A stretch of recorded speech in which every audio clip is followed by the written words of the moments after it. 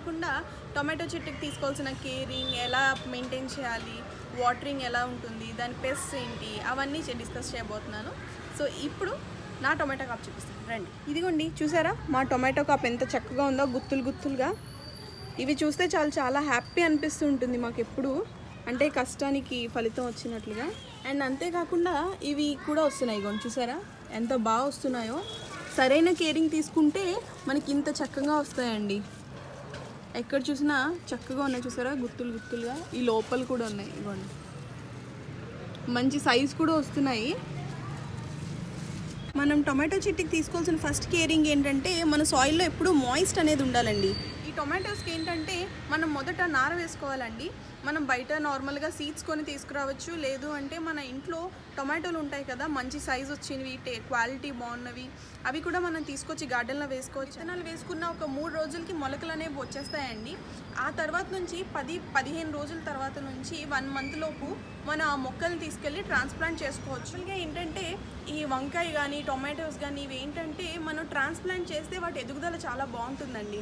ఎప్పుడైనా వాటి ఉన్న స్థితిలోనే కాకుండా మనం వేరే మడిలో కానీ బకెట్స్లో కానీ మార్చుకున్నట్లయితే వాటికి ట్రాన్స్ప్లాంట్ చేస్తే చాలా బాగుంటాయండి మొక్కలు. ఈ టొమాటో అండ్ వంకాయలు ట్రాన్స్ప్లాంట్ చేయడం వల్ల ఏమవుతుందంటే వాటి గ్రోత్ చాలా బాగా వస్తుందండి. అండ్ నేను వేసేవి కూడా అలానే వేస్తానండి, అన్నీ ట్రాన్స్ప్లాంటే చేసుకుంటాను ఎప్పటికప్పుడు. నార్మల్గా సక్కర్స్ అనేవి వస్తూ ఉంటాయండి. ఇదిగోండి చూసారా, ఇది సక్కర్ అంటారు. ఇది ఏంటంటే నార్మల్గా మనం తీసేసి ఇంకో ప్లాంట్ కింద కూడా మనం వేసుకోవచ్చు, వేరే మడిలో కానీ లేదు అంటే ఇంకెక్కడైనా మనం వేసుకోవచ్చు. ఏంటంటే ఎక్స్ట్రా ఆకులండి. ఈ ఎక్స్ట్రా వల్ల ఏమవుతుందంటే ఆ చెట్టుకున్న ఎనర్జీ ఈ ఆకులకు ప్రొడ్యూస్ చేయడం వల్ల ఏమవుతుందంటే మన చెట్టుకు వచ్చిన కాయలు ఫ్రూటింగ్ అనేది సైజ్ తగ్గిపోతుంది. సో అలాంటప్పుడు మనం ఏం చేయాలంటే ఎప్పటికప్పుడు మనం ఈ సక్కర్స్ అనేవి రిమూవ్ చేస్తూ ఉండాలి. అండ్ మనం ఈ రిమూవ్ చేసినవి వేరే మడిలో కానీ లేదు అంటే బకెట్స్లో వేసుకున్న మనకి కొత్త చెట్టు అనేది స్టార్ట్ అయిపోతుంది. అది టొమాటోస్లో బుషీ అండి. నార్మల్గా ఏంటంటే తీగ జాతి పొడుగ్గా వచ్చేవి కూడా ఉన్నాయి, కాకపోతే నేను బుషీ వేసుకున్నాను. సో ఇక్కడ ఏంటంటే నాది నార్మల్గా మనం కర్ర కట్టుకొని మనం దీనికి తీసుకోవచ్చండి. నేనేం చేశానంటే ఇక్కడ ఎలాగో మడి ఉందని దీని సపోర్ట్ కోసం అని చెప్పేసి ఇలా వచ్చేలా పెట్టుకున్నాను. సో ఎవరికి ఇబ్బంది లేకుండా ఉన్నాయి. నేను ఇవి హార్వెస్ట్ కూడా చేసేస్తున్నాను మీతో మాట్లాడుతూ.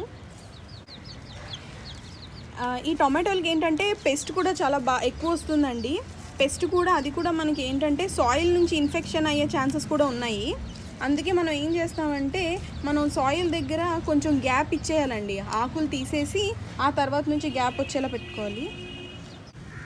టొమాటో చెట్టుకి ఏంటంటే ఈ మాత్రం గ్యాప్ ఇవ్వాలండి. ఈ మాత్రం గ్యాప్ ఇచ్చి ఇక్కడ నుంచి మనం బ్రాంచెస్ అనేవి వచ్చేలా చూసుకోవాలి. కింద ఆకులు అనేవి ఉంచకూడదండి, ఎందుకంటే వాటికి కూడా గాలి ఆడడానికి కొంచెం గ్యాప్ ఇవ్వాలండి. ఎయిర్ అనేది పాస్ అవుతూ ఉండాలి. ఎయిర్ అనేది పాస్ అయినప్పుడు దాని డెవలప్మెంట్ బాగుంటుంది. చూడండి చెప్తున్నాను కదా పెస్ట్ అని, ఈ విధంగా కూడా ఉంటాయండి.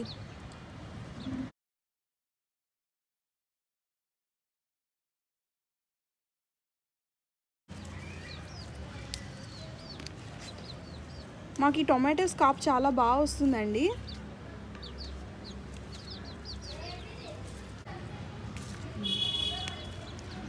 మేము ఎప్పటికప్పుడు టొమాటోస్ హార్వెస్ట్ చేయకపోయినా పైకి వచ్చి ఎప్పటికప్పుడు తీసేసుకుంటున్నామండి. సో హార్వెస్ట్లో కూడా ఎక్కువ చూపించడం అవ్వట్లేదు.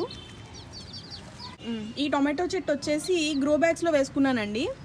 ఈ గ్రో బ్యాగ్స్లో వేసుకోవడం ఏమో అయ్యిందంటే నేను వీటికి తీగ కట్టుకున్నాను, అక్కడైతే మడికి సపోర్ట్ కింద వదిలేసుకున్నాను. కాకపోతే ఇక్కడ ఇలా తాడు కట్టుకొని పెంచుకుంటున్నాను.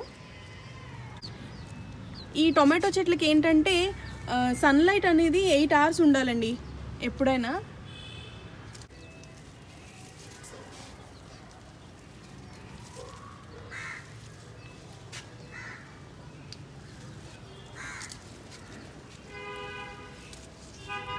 టొమాటో చెట్లకి ఏంటంటే పెస్ట్ ఎక్కువ ఉంటుందండి. ఇదిగోండి ఇది చూసారా ఇలా ఎలా వచ్చిందో. వీటికి ఏంటంటే మనకి పురుగు అనేది కనిపించదండి. పురుగు కనిపించకపోయినా ఈ లైన్స్ అనేవి ఇలా వేసుకుంటూ వెళ్ళిపోతుంది అనమాట, జిగ్జాగ్ లైన్స్ అనేసి అంటారు. సో దీనివల్ల ఏమవుతుందంటే చెట్టు అనేది వీక్ అయిపోతుందండి. వీక్ అయిపోయి ఫ్రూటింగ్ అనేది అస్సలు బాగోదు. అండ్ ఇంతే కాకుండా మనకి తెల్ల నల్లి కూడా ఎక్కువ వస్తుందండి. ఎప్పటికప్పుడు మనం ఏం చేస్తామంటే తెల్ల నల్లి కానీ జిగ్జాగ్ లైన్స్ కానీ ఎప్పటికప్పుడు తీసేస్తూ ఉండాలి. లేదు అంటే అది బాగా వ్యాపించేసి మొత్తం చెట్టు అనేది పాడైపోతుందండి. ఒకేసారి ఎక్కువ తీసుకునే కన్నా ఎప్పటికప్పుడు క్లీన్ చేస్తున్నట్లయితే మనకి బెస్ట్ అండి.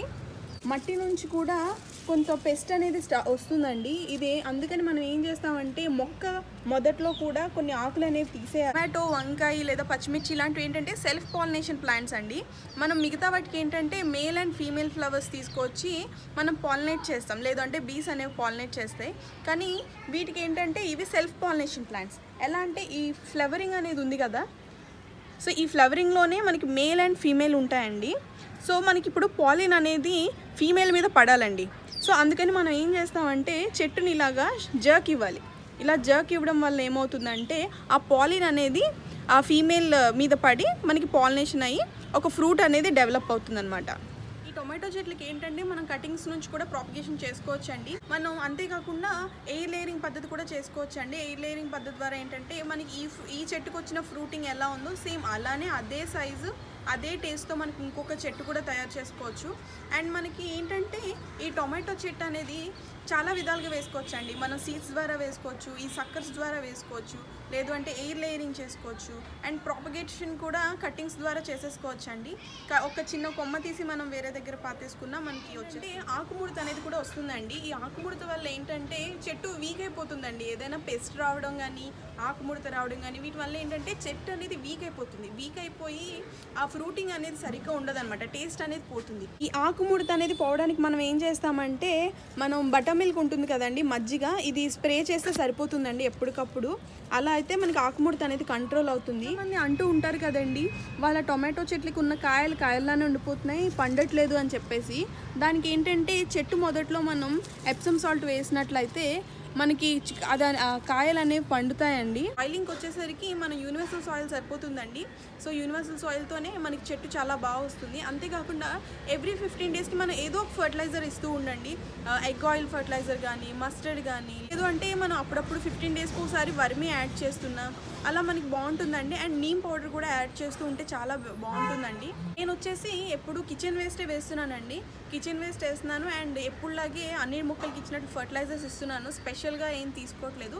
కాకపోతే పెస్ట్ అనేది నేను ఎప్పటికప్పుడు రిమూవ్ చేసినానండి. తెల్లనల్లి, తర్వాత ఈ జిగ్జాగ్ లైన్స్ చూపించాను కదా, ఇవి ఎప్పటికప్పుడు మనం రిమూవ్ చేసుకుంటే మిగతా వాటికి వ్యాపించకుండా చాలా బాగుంటాయి మన మొక్కలు. మీరు వీలైనంత వరకు కేరింగ్ తీసుకోండి. చూసారు కదా నాకు ఏ విధంగా వస్తున్నాయో గుత్తులుగా, మీకు అలానే వస్తాయి. ఇవే అనౌన్స్ చేశాం కదండి. చాలామంది ఇన్స్టాగ్రామ్లో ఫాలో అవుతున్నారు కానీ మెసేజ్ చేయట్లేదు. మీరు మెసేజ్ చేస్తే కానీ మాకు తెలియదండి. సో ప్లీజ్ మెసేజ్ కూడా చేయండి. అండ్ అంతేకాకుండా మిగతా లొకేషన్లో వాళ్ళు పంపమని వాళ్ళు రిక్వెస్ట్ చేయడంతో పాటు సలహా కూడా ఇచ్చారండి.